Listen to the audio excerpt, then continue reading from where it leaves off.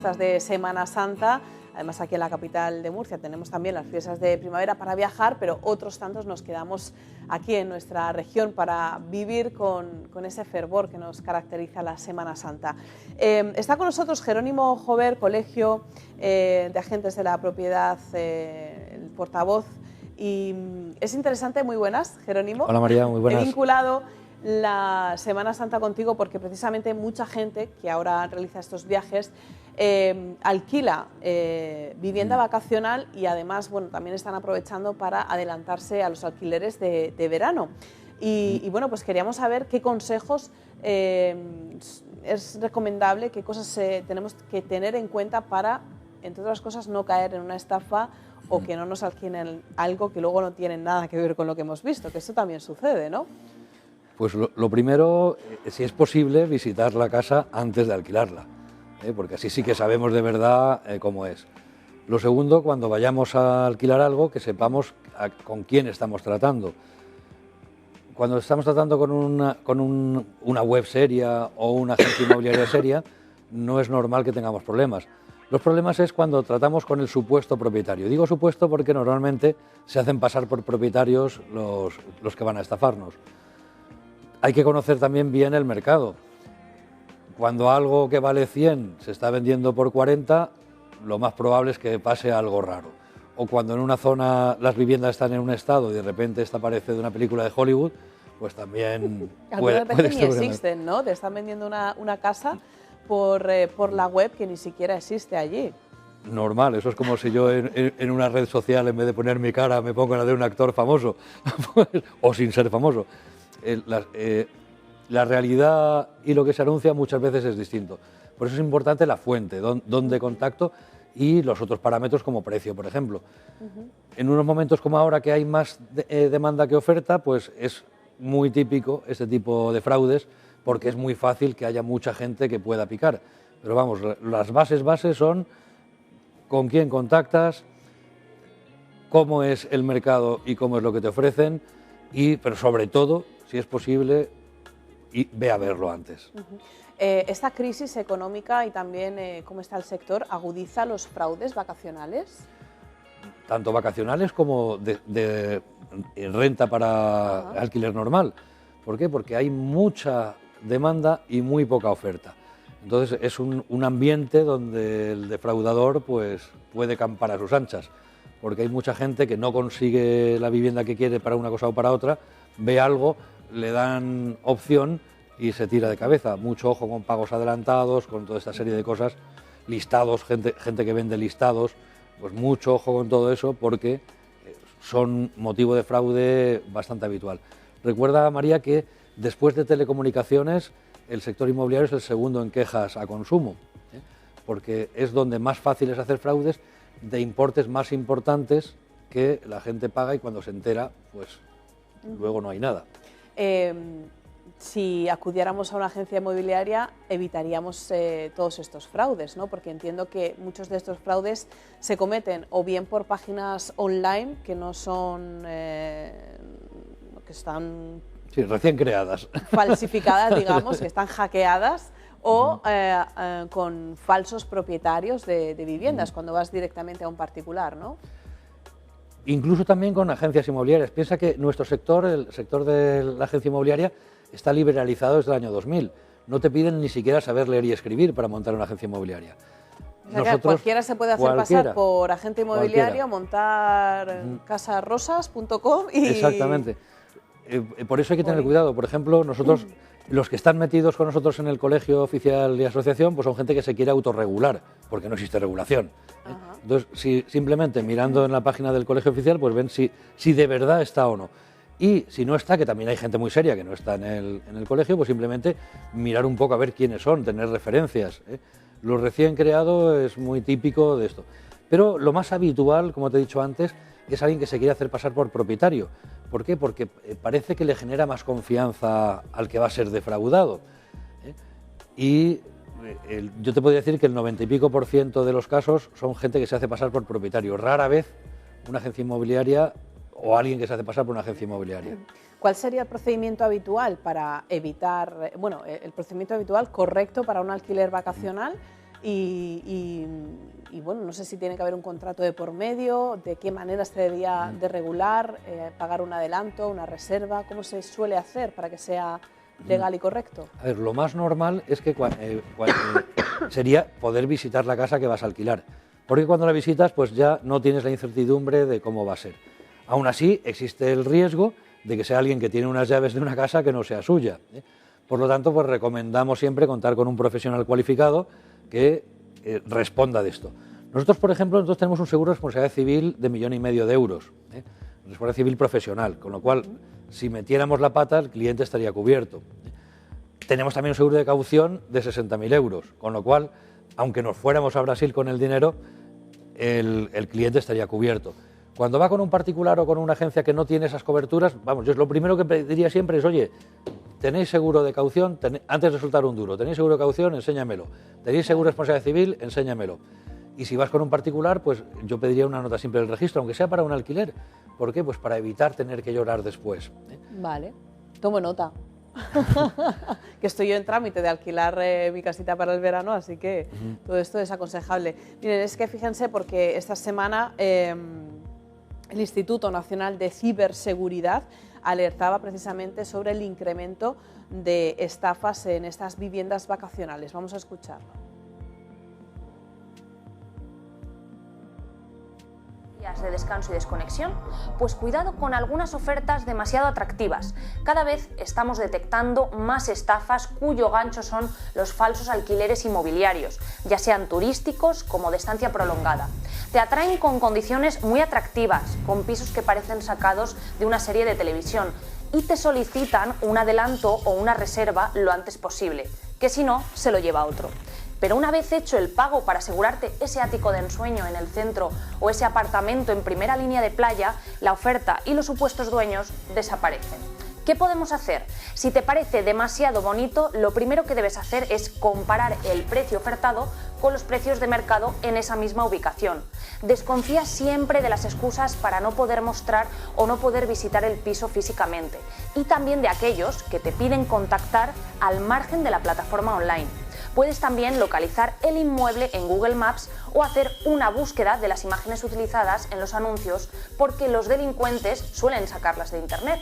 Y nunca, nunca, nunca mandes imágenes de tu DNI o cualquier otro tipo de documento. Recuerda, 1 de cada 5 delitos se cometen en la red. Ayúdanos a protegerte. Soy Víctor, te llamaba por el anuncio que tienes acerca de la casa que se alquila en La Manga, en Castillo del Mar, para ver si la tenías disponible la primera quincena de agosto. ¿Y el precio me lo podrías decir? 1.000 euros la quincena sería, entonces.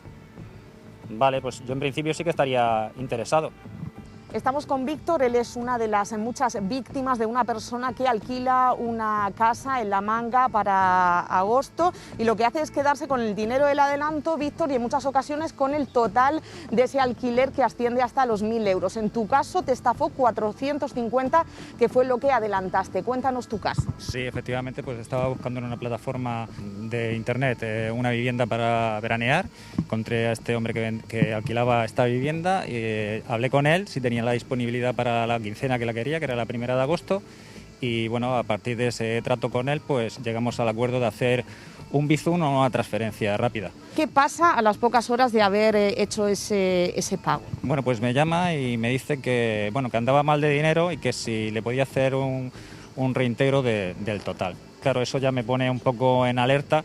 Y le comento que, hombre, que si nos conociésemos, pues él me podría pedir el favor y yo hacérselo, pero que él y yo no nos conocíamos de nada y que no estaba dispuesto a hacerle ningún ingreso más y que podíamos llegar al acuerdo de tú me devuelves los 400 euros, aquí tan amigos, no nos interesa la operación y ya está. Pero bueno, evidentemente el que quería mantener el negocio, pues me dice que bueno, que lo dejamos como está y que se arregla con los 400 y arreglamos los papeles. Con esas sospechas investigas un poco y te das cuenta de que se trata de una estafa. Lo que pasa es que no se lo haces saber con el fin de poder recuperar ese dinero. ¿Qué te encuentras, Víctor? Me encuentro con una persona del año pasado que había estafado y que curiosamente ella me comentaba que fíjate hasta dónde llega esta persona, que debe tenerla en su clientela fiel, porque la vuelve a llamar este año a pesar de haberle estafado el año pasado para preguntarle si este año también quería vivienda. Dice que sí, que tiene un grupo de WhatsApp en el que hay unos cuantos afectados del año pasado y me decido a poner un anuncio también en la misma plataforma indicando que si hay gente afectada por esta misma persona, pues que se ponga en contacto conmigo y empiezan a aparecer gente que ha sido estafada este mismo año. Yo ya dudo de todo y de todos, ¿eh? Estaba comentando con Jerónimo, ¿no? ¿Qué sería? Porque claro, muchas veces contactamos directamente con los supuestos dueños de la casa, que ahora ya, que ya me imagino, hasta que son actores que están ahí de atrezo en la casa, hay que pensar un poquito mal, porque yo soy muy confiada. Lo correcto sería, a menos entre las partes, hacer un documento, un contrato, un contrato privado. Un contrato privado. Donde, igual que ellos te van a pedir el DNI, que es lógico, para comprobar que eres tú, también tienen que enseñarte el suyo para ver quién está firmando, porque yo soy Jerónimo Jover, pero puedo decirte que me llamo Manolo Rodríguez, y está un contrato con mi nombre, me llevo el dinero y desaparezco. Entonces, la documentación es muy importante, los documentos que se firman son muy importantes y saber quién los firma. Ha dicho antes el informe de la policía que nunca se mande un documento, pero sí que es normal que cuando estás contactando con un propietario, con una agencia que te va a alquilar algo, que te pida datos por teléfono. ¿Por qué? Pues para preparar el contrato o para saber si de verdad te lo puede alquilar o no. Porque si tú ahora, por ejemplo, María, vas a alquilar algo para agosto y resulta que estás desempleada, no tienes dinero, ¿cómo vas a poderle pagar en su momento?